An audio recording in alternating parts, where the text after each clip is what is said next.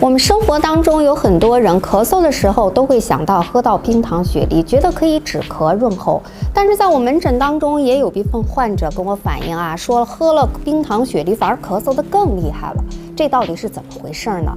让我来帮大家分析一下啊。比如说这个雪梨它是性寒，因此呢它所以有这种驱除痰热、滋阴润肺的功效。但是咳嗽不一定都是外感风热，也有一部分人呢是由外感风寒引起的咳嗽，再加上体质如果偏于阳虚，那在这个时候如果你再喝冰糖雪梨的话，无异于雪上加霜，只会加重这种风寒的表现，越喝越咳嗽。所以呢，冰糖雪梨并不适用于各种类型的咳嗽。